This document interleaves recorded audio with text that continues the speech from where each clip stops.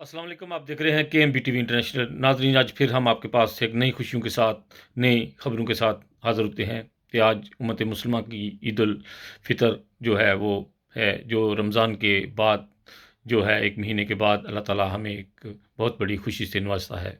ये मोमिनों के लिए बहुत बड़ा एक तोहफ़ा होता है।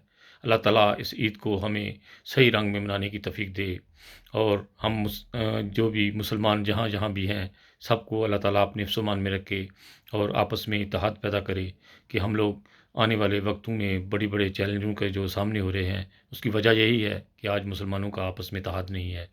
इसलिए ज़्यादा से ज़्यादा दुआएँ करें, अच्छे-अच्छे खाने खाएँ, जिन लोगों से आपकी कभी बात नहीं हुई, उनसे भी कोशिश करें बात करने की और जो भी आपकी परेशानियाँ हैं, अल्लाह ताला उनको सबको ख़त्म कर दे और ज़्यादा से ज़्यादा मज़े और शौक़ से अच्छे-अच्छे खाने बनाकर खाएँ।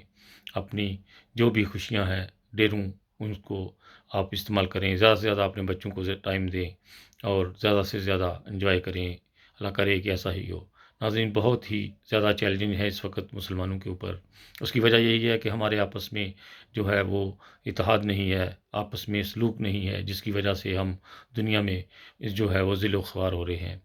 आज अगर मुसलमानों का आपस में इत्तेहाद होता, तो हमें एक-एक करके दुनिया से जो है वो इस तरह मिटाया ना जाता। आज जिस तरह आप हिस्ट्री देखें, जो भी मुल्क हैं, जिनके साथ ज़्यादती हुई है, अगर हमारा मुसलमानों का आपस में इत्तेहाद होता, तो कोई इस तरफ निगाह भी करने से पहले 10 दफ़ा सोचता। आओ हम मिलकर जो भी हमारे इख्तिलाफ़ात हैं, उनको एक साइड पे करके हम ये कहें कि हम मुसलमान हैं और हमने एक-दूसरे में मिलकर रहना है, एक-दूसरे के काम आना है, एक हाथ की तरह। अल्लाह करे कि ऐसा ही हो। बहुत सारी ढेरों खुशियों के साथ मेरी तरफ से आपको दिली ईद मुबारक और फ़लस्तीन को भी अपनी दुआओं में याद रखें। ओके जी, खुदा हाफ़िज़।